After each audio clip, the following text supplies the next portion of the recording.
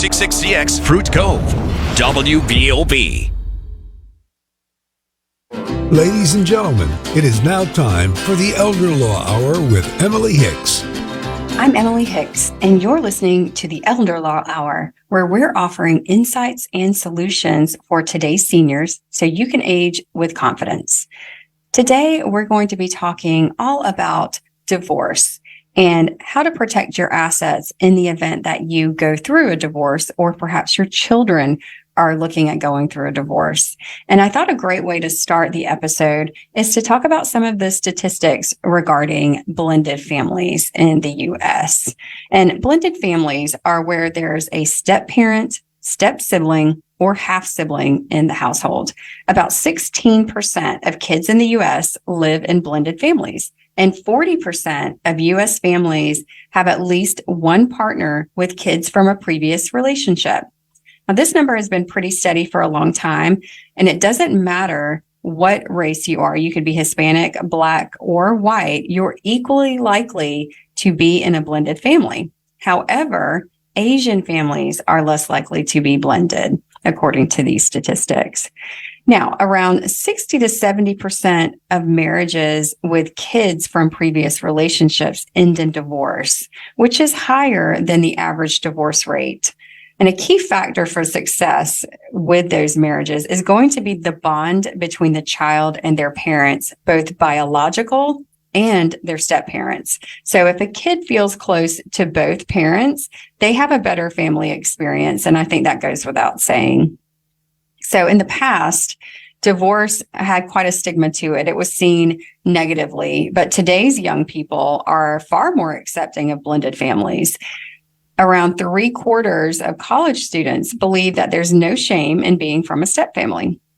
So transitioning to a blended family can be easy for some kids and challenging for others. Everyone wants to know what the effects on the children are. And kids in all types of families can face mental health issues, but strong family bonds seem to be the key here to help with these types of issues. It's all about how connected and supported the kids feel. Kids in traditional nuclear families tend to do a little bit better in school, but most stepchildren still do pretty well. Kids in blended families often leave home earlier and start their own families sooner. So I thought that was pretty interesting. And remember, each blended family is different. No two families are alike. I say that quite often. And while statistics can give us some insights, they can't really capture all of the complexities and the individual experiences that people have with their families. But I thought these statistics were pretty interesting because, as we know, blended families are becoming more and more prevalent in today's society. And I certainly see a lot of blended families with estate planning. So we have a great interview today with Heather Quick. So let's get started with that.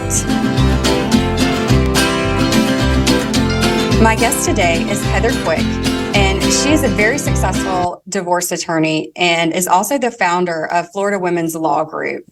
And we are going to be talking all about how to protect yourself in a divorce and what all you need to know if you're thinking about ending your marriage or perhaps maybe entering into a marital agreement.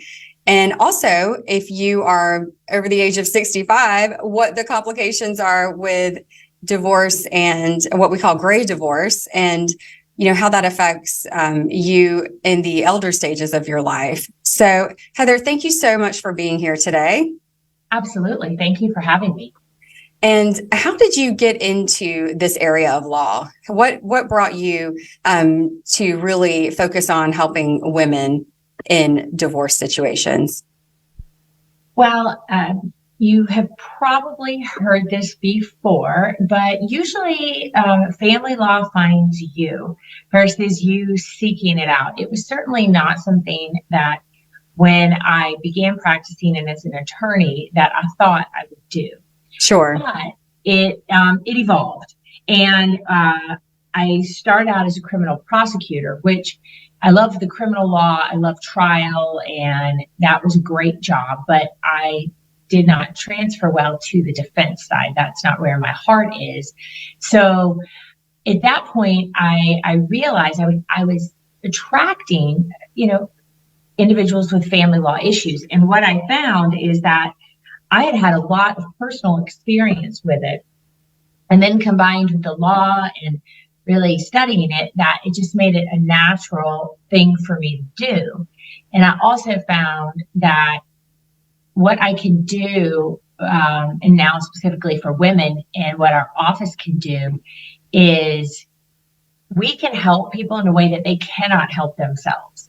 Right. And, through divorce, it's very complicated. It's extremely emotional, and so much is at stake in regards to your property and your children, and it's going to impact your future substantially. And I really saw that there was a need to help people and, meet them where they are in that process. And then that evolved for now, goodness, it's been about 12 years that we've been representing women only. It evolved to that because that was just something that I noticed. I noticed patterns, and really humans all follow so many different patterns. And you can recognize that through multiple different clients, and women seem to do the same thing and really give up earlier than I would think that they should. And, as I really spent some time studying it, certainly my clients, and recognize that we could really, come in and provide them that strength they need to finish strongly. And so we really began to build a practice around that. And it allows us to have that focus. And because people repeat their patterns, men do the same stuff, women do the same things. And so we can really help women through this process and have a really strong, consistent message, because we are really here for women going through divorce. Yes, because women and men are quite different, and that's not saying one is better or one is worse, but we are very different creatures. And I think that if you can embrace that, like your practice has, and understand and really, facilitate the process throughout those differences and understand, the side that they go through, I think that's a fantastic thing, because women and men handle things differently. And I think it's a really wonderful work that you're doing, because I am lucky enough to have not been through it myself, but, having, building a life together and then having that be broken up, and especially when there are children, but not just children, friends and property and, retirement accounts. And there's so many aspects. It really affects your entire life. So, and emotionally, I know you do a lot of things on your show and, throughout your podcast. I see a lot of stuff helping people emotionally deal with the consequences of divorce. So I think it's really great to take the approach of really supporting and understanding, women from what they're going through in that situation. But so tell us a little bit about your firm, because you've been growing quite rapidly over the past few years. I remember years ago when we first met, you've just really found so much success, and not that you weren't successful then, but you've seen so much growth in the past 10 years that, I'd really love to hear a little bit more about your firm and, what you guys have going on there. Yes. Well, thank you so much, Emily. And, throughout the years, we have grown, and just to meet the demand, but also we've learned as far as, hey, how can we help our clients in the best way? And so therefore we have found by having a team for each client is what makes their experience the best. And so currently we have, I think we're at 27 employees, and Wow. We've got 6 pods. And so the pods are an attorney, a paralegal, and a legal assistant, and they help each client. And you're assigned and you've got that team, but then you also have our client relations team as well. And it really allows for the client experience to hopefully be better and have more points of contact. Because as with litigation firms, which is what we do. So very often the attorneys are in hearings in court, and they're not always readily available to answer that call, but your team will be there, certainly, when you need something immediately. And, as we've grown, and I think it's just because women recognize that we are different, and we can really speak to the experiences that women go through. Like you mentioned, right? You outlined it all just before, because it's more than just you going through a divorce. It's really it is a major life event, and it can be very positive. It can be very negative. And our approach is to help you see this as an opportunity to grow through it, because generally speaking, if a divorce has been filed, it's happening, right? Whether you wanted it or not. And so therefore there's a lot more to it than just getting you divorced. It's really, well, what is your future going to look like? And there's a lot of education in that process as well for our clients, because the law specifically this year really has changed radically in regards to family law. It hasn't done that in like 20 years. So there's a lot going on right now. Yeah. What are some of the changes that have happened this year? We talked a little bit about that a few weeks ago, but I'd love to hear some updates on, what is different as of 2023. So there are two major things that, well, if you're in that world, you would have heard it. So one of the things is the alimony laws have changed, and I have been involved in alimony definitely opposing the reform that was proposed. I think first proposed 6 or 7 years ago, and it finally is passed, eliminating permanent alimony and creating a formula. It's really complicated, but it's not all doom and gloom and, a dire end for many women out there. And I say women because statistically, mostly women are receiving permanent alimony at this point. Sure. Yeah.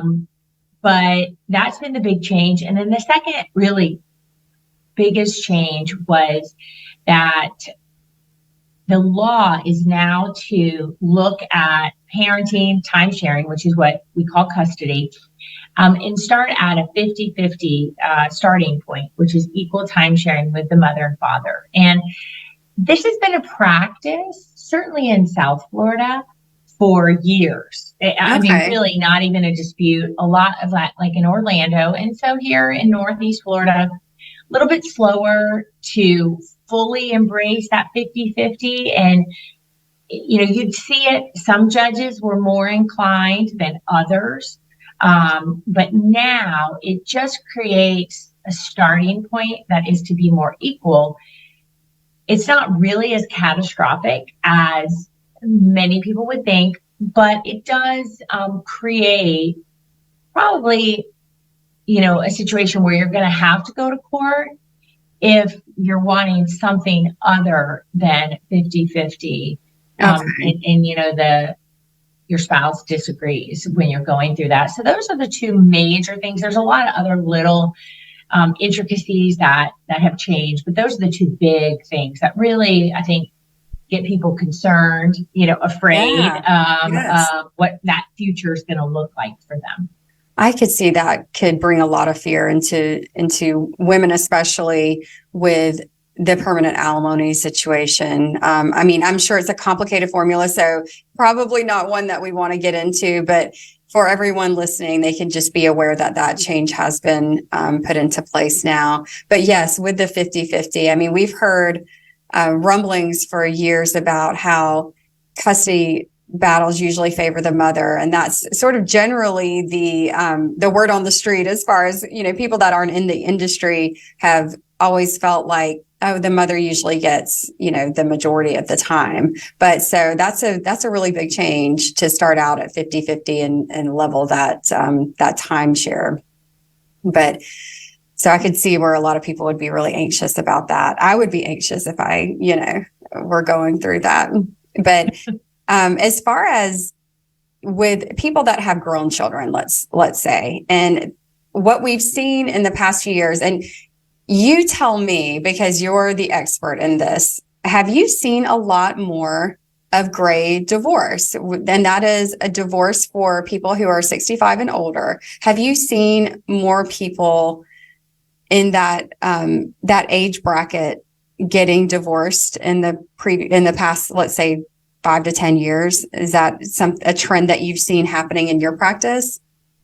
Absolutely. I mean, the statistics show that basically over a third of people who are getting divorced are going to be over that Oh, wow. to 65 bracket. And so, yes, it's growing so much, and what I would associate that with, and I think, your listeners and what the media reports is that it's the baby boomers. Now, sure. And I don't even know what spans the baby boomers. I know my parents are like in their 70s and they're part of that, but they might be on the young end. I'm not really sure, or on the old. I don't know where they are, but right. What you're seeing is that, I think where we see that, and also within that gray divorce, you're going to see those initiated by women more than half of the time. Oh, okay. At that age. Now, I think in a little bit younger, you'll see it more with men, but certainly over 65, absolutely more initiated by women, often because sometimes maybe they've inherited money or they understand the finances and they think they'll be okay. There are certainly many stories I've heard from women, but I think there becomes a point, and we do change as we age, and you either grow or you don't. And if you don't grow with your partner, and it can become very difficult. And I think many women find that their husbands at that age are just not the person they want to remain with until they die, and they just don't want to deal with that anymore. And maybe when they got married 40 years ago, it was so different, and certainly, society was different and expectations were different. Yes. And now they feel that there's more of freedom. Right. And they want to be free. They feel as though they don't have to be tied into this relationship anymore. Yeah, there's certainly less stigma nowadays than there used to be about getting divorced. And we've seen the rate of divorce increase, rapidly since, they were growing up in the 50s and 60s. So I would definitely, I could see that. I mean, perhaps too, when you're older, you have done most of your earning, you are more financially stable. So, I can see that where they would feel financially a little more free to maybe live out the rest of their life. And then, there's that aspect too of, hey, I don't know how much longer I have. I want to enjoy every minute. I want to do what I want to do. And, with women especially, so much of our time is devoted to children. It's devoted to the family and to taking care of husbands and parents. So, I see a lot of women that when I work with them just say, I just want this time for myself. I want some time for myself. I want to do what I want to do. And they feel that this is the time that they have left, they want to make the most of, right? So I can certainly understand that, in that stage of life. But, one thing that I've been really wanting to talk to you about is marital agreements. And I plan with a lot of older couples, as you can imagine, and a big, big issue for many parents is protecting their children from divorce and potential, inheritance issues. And so the way I usually, and you tell me if I'm saying the wrong thing to them, the way I usually tell them it works is when you inherit property, it is in Florida separate property. However, if you let's say I get $100,000 and I then put that in my joint checking account and use that in my, marriage and for my family, then the way I usually tell them is that then becomes part of the marital property, because I have then used that money to support the marriage, and I've shared it and basically not really given it, but given it to the marriage. So that I usually tell people that a great way to protect, a very simple way, is just keeping everything separate. My mother, for instance, inherited a lot of real estate when her mother passed. And she was a little bit, I don't want to say on the paranoid side, but she always was very her mother had been through several divorces. So even though my parents were married for 45 years, there was never any inkling of divorce. However, that shaped her very much during her childhood. So she always had assets in her personal name that she inherited that she kept separate. And I think she just did that as a just in case she, had things that she inherited, and she just kept the title separate. So would you say that's just a quick and easy way to protect, assets from being part of the divorce? Or I'm sure you have, aside from actually having a marital agreement in place, because let's face it, a lot of people don't have that. And there's a lot of situations where people don't really need that. I mean, we'll get into the people that really do need it. But, I always tell people, just keep it separate. If you're inheriting something, make sure that you keep it separate from what you're using for the marriage.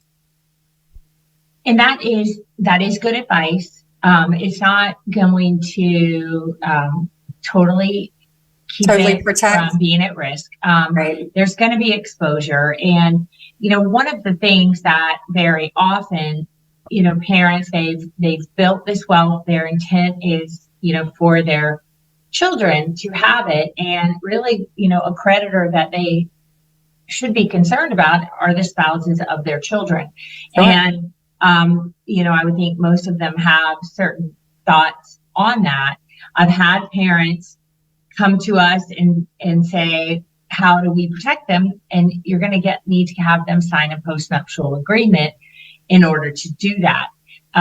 Similarly, when you inherit money, and even when you have, say, a trust, and as, say you take money from that trust, you routinely receive money from that trust in and of itself is going to be protected. Obviously, it's a trust. It was set up, and it is not a marital asset. However, you have exposure because you rely on that income, or you have the ability to have that income. So you may have exposure to pay alimony.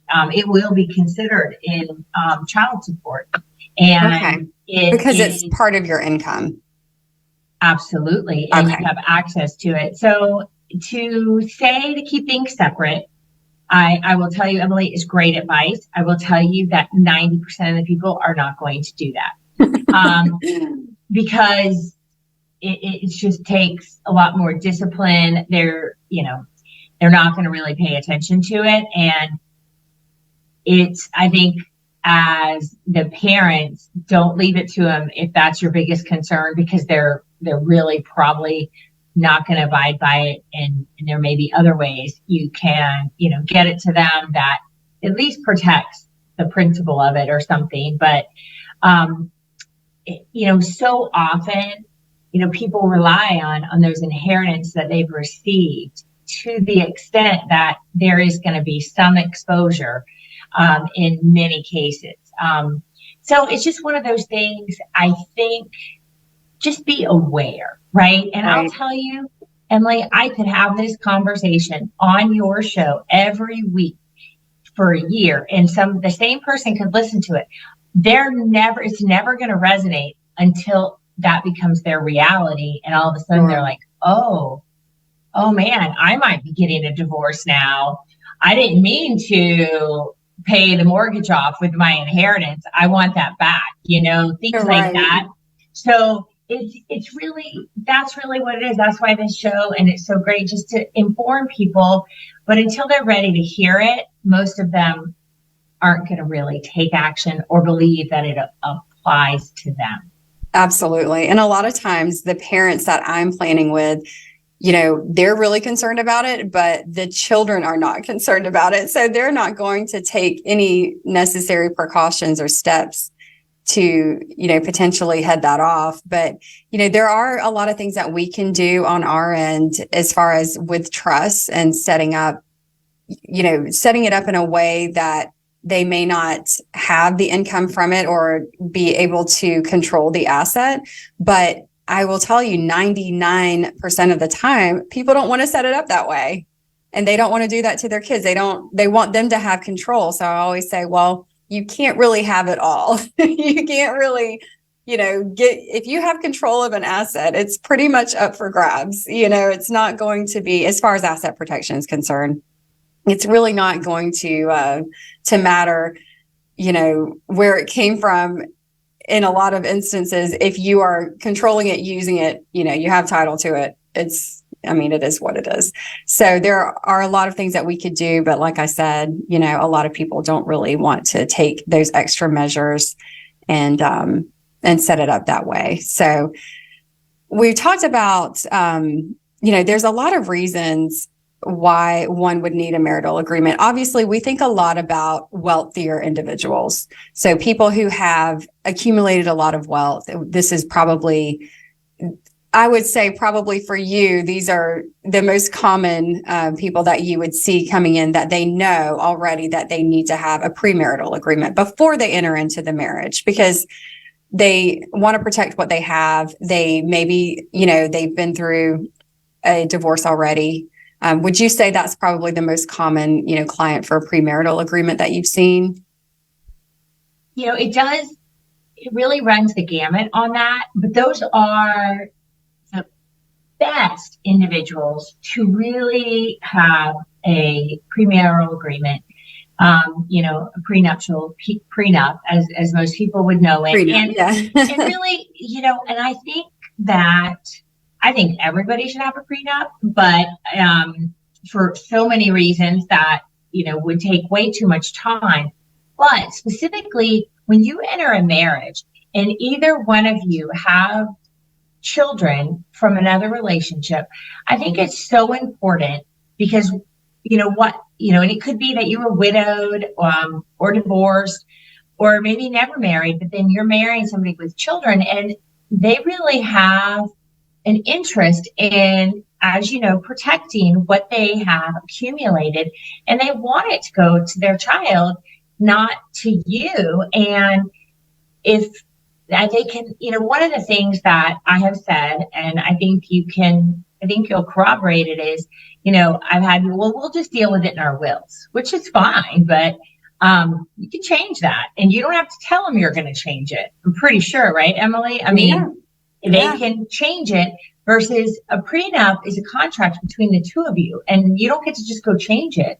And it's really important when you have children from a prior marriage and, you can, love your new spouse. Hopefully you do as much as possible, but things come into play when you have adult children from a prior marriage. Yes. And it's a second marriage. And I've seen a lot of that in a divorce situation that gets really ugly.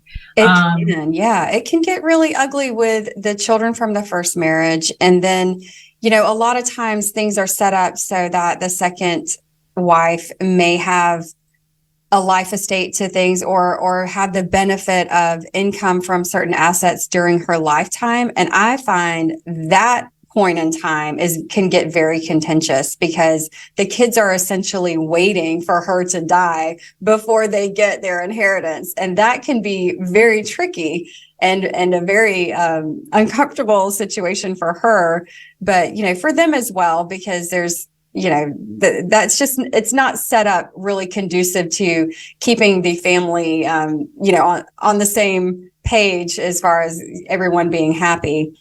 But, one thing that I wanted to ask you too is when you enter into a prenup, it gives you a lot of flexibility and a lot of freedom. And to your point about changing wills, you can change your will, and there's a lot of things that you can do, but the law actually protects widows a lot as well. And there's a lot of other things that come into play that people don't always realize, like the right to elective share. So if you can't change your will and disinherit your spouse. People don't really understand that, but they're entitled to a certain amount, 30% of your estate. So that's something that you can contractually change with a prenuptial agreement, but it's not something that you can just decide to do. Oh, I'm not going to leave anything to my spouse. Well, if she doesn't agree to that, then you are going to leave. You may not know it, but after the fact, she is going to be entitled to that elective share. So there's a lot of issues, that come into play with trying to change your will and doing things on that end without having that collaboration. So, the prenuptial agreements are great. There are certain things, though, that you can't contractually agree upon, correct? I mean, you can't, I know that you can agree on assets, you can agree on maybe a certain amount of income or whatever. What can't you agree on? I mean, you can't agree on things like custody, right? You can't agree on anything like that. Is that correct? That is correct. You can pretty much waive anything in a premarital agreement, and often that's part of it. You waive what you had just mentioned, the elective share, right? You waive to inherit from your spouse, and you can very much designate how things will play out in the event of divorce or death in the prenup, and that can be very important for many people. But what you cannot contract for in a prenup is the time sharing of the children and or how things will be allocated specific as it relates to children, because that is really against the spirit of the law, which is the standard is the best interest of the children, and you can't predict that in the future. Even in the middle of a divorce, you can't say, and in 5 years we're going to swap custody. Can't do that, because that would be in the future, and you can't determine whether or not that will still be in their best interest, say, in 5 years. Gotcha. But you can absolutely deal with anything financial except for temporary attorney's fees. So there's temporary issues that you can't waive that, and then also the children's issues. But there's a lot you can do with a prenup. And what you can also do, which I think would be important for your listeners, Emily, especially if it's a second marriage, instead of thinking what you are trying to figure out that your spouse doesn't get, it's really more about, well, let's figure out, this is how I would want you to be taken care of in the event we divorced or I died. And because now, as we are in love and happy and not breaking up, let's really talk about that. And let's talk about how that will affect our adult children. And I'm not saying you have to talk to them about it. I don't think they have any right to know that, right? There are no heirs or beneficiaries until you die. So you don't necessarily always have to share that with them, not at the very beginning. But I think it's really, you can go into it with a very positive attitude, and an attitude that protects and considers, both spouses and what they want long term. And it's just an opportunity to make those decisions for yourself, because if you don't, similarly, if you don't do your will, the state of Florida will decide those things for you. Right. They will decide how things will happen in a divorce. They will decide how things will happen at your death. So you have an opportunity, and most individuals, I think, want that control. They want that ability. So when you look at it that way, just figure out how you want it to play out. At least with yours, death is certain. It's just not when, right? Divorce, you're hoping it's not. But there are so many really intelligent ways that with most of our, clients, you would do that before you made a big purchase. You would really think things through and buying a house, but yet Nobody does it before getting married. I know. As a routine. And then they're subject to the laws of Florida. So you come crying to me, you don't like it. Well, you have an opportunity ahead of time to influence it, make those decisions. To make your own decisions and have some control. I say that all the time. The state of Florida has a plan for you if you don't plan for yourself, and you're not going to like it, or you may not like it. I had an interesting situation come up a couple of years ago with a friend of mine who was marrying. It's her second marriage, his third marriage, and he's quite wealthy. And she has a good career. She was an RN, and she was doing really, really well for herself. And she has 2 children, and he has, I believe, 3 children from both previous marriages. So he had a very, very, very contentious divorce the second time around. And she said that he presented her with a prenup, and it was, I think, presented maybe 2 weeks before they were going to get married. And, it's always been my understanding that you needed to have adequate time to really look at that, prepare, get your own counsel, that sort of thing, and have enough time to really consider all of the ramifications of that, because it was quite, how should I put it? Drastic, archaic. Well, yes. And, with her, I think my issue with her and her problem with the agreement was she really didn't feel that she had any negotiating power. And I think that really bothered me a lot. And he was really asking her to give up her career that she had worked years and years to build. And now, okay, let's, fast forward. If he decides to divorce her for whatever reason, then now she has given up years of, building her career up to a certain point. And now she no longer has that income for herself. And it was over a 6-figure income that she's, giving up because he just wants her to. And, there was just a lot of issues that we talked about and a lot of things. And she ended up not, I reviewed it for her, but I wasn't retained as her counsel. I told her, I would, at this level, I don't feel comfortable advising my friend on this situation, but here's what I would look out for. And if you want me to collaborate with a divorce attorney, I would, certainly do that, because I think the best way to handle this would be, in that manner. But she ended up, signing it and going through with it, I think maybe just days before they got married. And I thought to myself, well, I believe in Florida, you have to have a little bit more time. Can you speak to that? Is that true or not true? Is there a certain kind of time period that you need to have a prenup to consider, or do they look at the, all of the circumstance and then, kind of decide from the facts there? I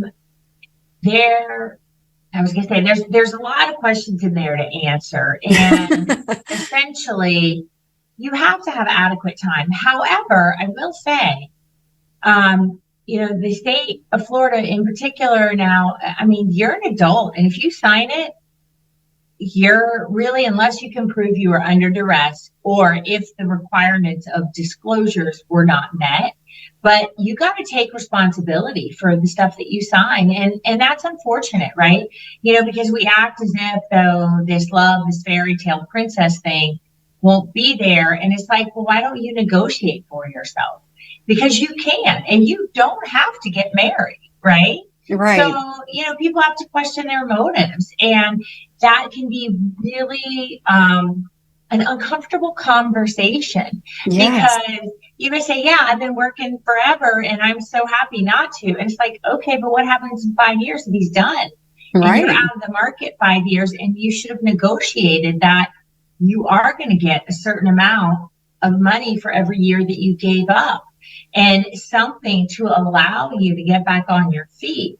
And that's and understanding, well, what are the current laws in Florida, and how would you be treated in the event of a divorce, right? Because you need to know, well, if I'm signing this, what am I truly contracting away? What am I giving up, if anything? So and that's unfortunate that women make those decisions and then say, oh, I didn't really know what I was signing. The court's they're not gonna really care. And, Yeah. Yes, you signed it the day before you got married. There's certainly things in the case law, like, walking down the aisle, signing it, but you've got to take responsibility. The days of where I would say prenups are not upheld are pretty much long gone. I mean, there are some requirements, but if enough of them have been met, and particularly, the more educated you are, and even though you're not a lawyer, you're educated enough to make decisions throughout your life, you sign something, you sign that in order to get married. Right. And that's where you just, question, and I say that often on my show, question your own motivations, be real with yourself. And then don't come, crying to the divorce attorney, which they will be crying, but they'll be so mad. And it's like, well, you're mad at yourself, really, Right. because you got yourself in this situation and you chose it. And that's the way the law is going to look at you as far as you're an adult who has the right to contract and make this decision. There is no requirement in the law that you have an attorney when you sign it. You should. I mean, anybody who signs any legal document related certainly to marriage or estate planning, death, when the stakes are high. But unfortunately, and that's what we even say, when you're, entering into a marriage, and even if there's not a lot there financially, but you have, this plan, women can, you can go into a prenup saying, all right, if you decide I'm going to stay home and out of the workforce, this is what that's going to look like in the event of a divorce. Because come time for a divorce, I hate to break it to you, but most of the husbands are like, I told her to go get a job. She wouldn't go get a job. She's able to work. I don't want to pay her anything. And it happens every single day. And, unfortunately, people believe in the fairy tale rather than the reality. Sure. Well, we all want to believe that fairy tale, right? So you mentioned the financial disclosures. So that is an important part of entering into a prenup, right? I mean, both parties do have to say, okay, here are my assets, so that you know exactly what you're getting yourself into, right? Do you have to disclose debts as well? Yes. And really, I'm glad you mentioned that, because that can be almost as bad. It really is. Actually, it shocks a lot of women that, I've certainly had in my experience. I had no idea that he came into the marriage with all this debt. Right. Is kind of right. And so, yes, it is financial disclosure. Now, I will tell you, you have to say under oath, this is what it is. So if you lie, then that would pretty much probably void some of the prenup. But you basically have to list out all your assets as well as debts. Now, if you're already married and you enter into a postnuptial agreement, and many people do, and they recognize, they have their reasons, and it makes a lot of sense, then there's more disclosures required. Then you really do need to see the bank statements, and you need to verify, because now you are actually married, so you have rights. Right. So in the prenup, you are waiving things that you don't have a right to at the moment. Sure. So, but once you're married, you do. So it's just important, I think, that understanding, prenups and postnups are wonderful tools if you have concerns about finances, about, maybe inheritance, because yes, the law protects our inheritance, but it's the things that people do with them that mess it up. Sure. All the time. And because they don't understand, they really don't. And it's unfortunate. And many times they're ill-advised. I will tell you, I will say, in the area of real estate, I find a lot of women are given horrible advice about what to do with individually owned property, and that they have to put their new spouse on a home, which is just absolutely not true. Oh gosh. Yeah. And so you want to that. And so it's hard because they rely on people, that, are attorneys, but they're giving bad advice. So yes. And that's, and especially when you receive things in an inheritance.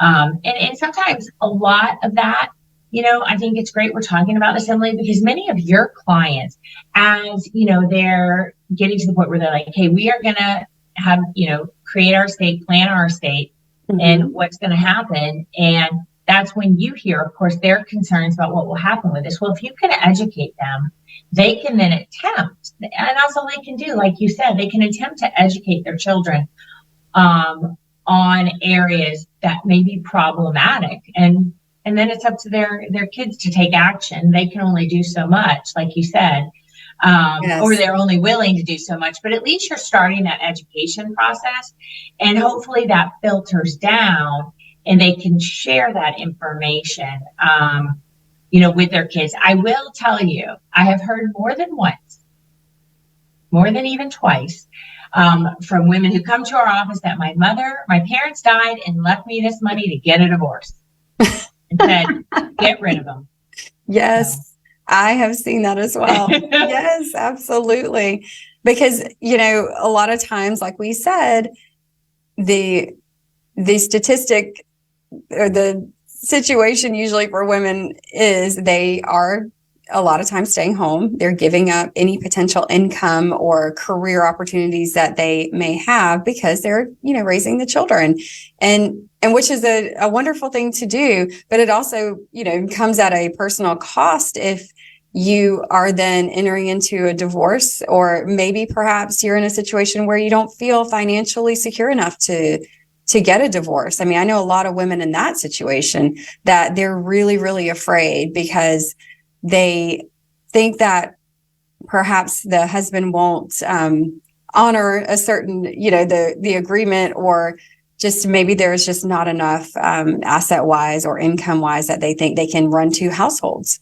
So there's a lot of issues that can come up. So yeah, I have actually seen that where people are leaving money specifically for that reason, so that the daughter is going to be set up in the event that she gets a divorce. And I'm thinking, oh gosh, there's a better way to do that than just leaving it outright. But, I can only tell them what they can do. And then obviously the client is going to be the decision maker on how they want to handle their assets. And it's not always how I want them to handle it. But that is the way it goes sometimes. that's the sad thing about being the attorney is, you think you've got the problem solved for them, but then they don't want to do what you recommend. But as far as, one thing that I see a lot of in my practice are blended families. And I know you are an expert in this area. So what are some common issues that come up do you have a lot of people come to you, that have entered into second and third marriages, and what are the issues that come up for them? They're the same issues as in an original divorce, because it's really the financial. And many times individuals come into our office, women come into our office, and they're like, but I kept everything separate. And they believe that means it's separate, but it's not. When you're married, it's marital. Everything you have earned during the marriage is shared. All the debt you've incurred, everything is 50-50. And that is shocking to many people. Not so much if they've been married 2 or 3 times, but maybe they did, it was easier the first time, they didn't have much. And then now they're like, no, but I only have my own bank account. That's my 401k. And it's like, well, but still there's going to be an evaluation during the period of marriage, and it's going to be split. Often I think there's just a lot of what can be very emotional. If it's maybe a long term, like blended family, second marriage, and there are relationships there, and if that is not your biological child and you did not adopt that child, there's no visitation, no time sharing legally, that you have no right to that. Yeah. And that can be, and there's nothing we can do about that unless you adopt that child. And that those are sometimes the emotional issues maybe that come I up. could see that. Because you perhaps even raised that child for years, and then you have really no legal right to them to check in and see how they are, or, depending on the relationship with the previous spouse, that could be extremely difficult. I actually had a friend go through that where he and his ex-wife now were married while the kids were quite young, and he raised them for many years, and then saying goodbye to them was one of the hardest things for him. So I can see that coming up, but it's not something you really think about. It's just something, because there's no recourse in the law. You can say, hopefully that's a night that you guys remain civil, and that is something that can continue. But if not, maybe when they're 18, they'll reach out. Yeah, you can reach out, but you have no real right to do that. So that tends to be one of the biggest things. I mean, the finances are always a struggle, and it's always difficult to deliver that hard news that everything that is marital is marital. So all that in your savings account that you started saving, upon the marriage is half his. And his debt that he incurred during the marriage is half yours. That's such a good point. I'm so glad that you just broke that down for us, because that is what everybody wants to know, right? What is part of the marriage, what isn't. But yeah, with the blended families, the biggest concern that I see are the kids from the first marriage being accidentally disinherited. And it happens a lot, because a lot of times when you get married, you title everything. A lot of people's most valuable asset is their home, correct? So they will, put all this money into their home, and it's going to be a lot of times jointly titled as husband and wife. And when the first spouse dies, the surviving spouse really doesn't have any obligation to leave that home to the children of the prior marriage, because there is no legal obligation to do that. She can dispose of it however she'd like. So we've seen that a lot with kids getting accidentally disinherited. That's a big planning point for me, because as we see more and more blended families, it's a lot of things come up with that. So, as far as, is there anything else that we can advise people to do, to protect inherited assets, let's say, or perhaps to protect children in that situation where there is a blended family? Is there anything that we can tell people, that could help them out in that situation?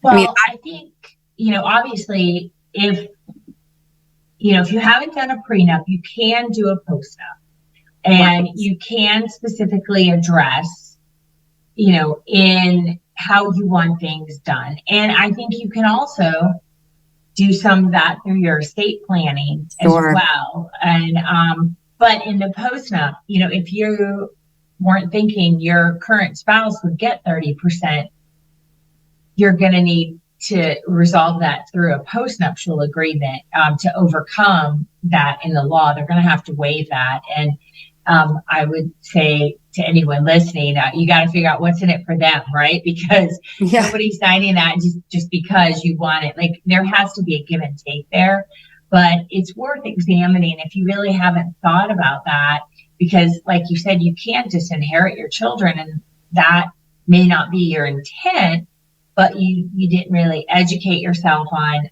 what to do and how, to look at that. And I think, looking at your beneficiaries, because that's really an important thing, that after divorces, after marriages, you can assign your children as beneficiaries of things in order to protect them. And I think, particularly in a second or third marriage, right? Because if it's their mom, that's, it's going to flow through, is I think generally the intent. But it's when you're married, to another spouse who's not the mother of your child or father. And maybe has their own children as well. Exactly. Yeah. So really look at ways, if you're like, hey, a postnup is not going to be in the question, available. Well, look at your 401k and leave a beneficiary and make that your children. Or, it's hard with the house the way it's titled, but if you're seriously putting a lot in there, look at some different things that you could do. Maybe title it, with a trust that really allows for equal distribution, and which you can advise on, Emily. But I think the first step is recognizing that if you don't do anything, then you're probably not going to get what you want, right? You have to understand. Not. Yes.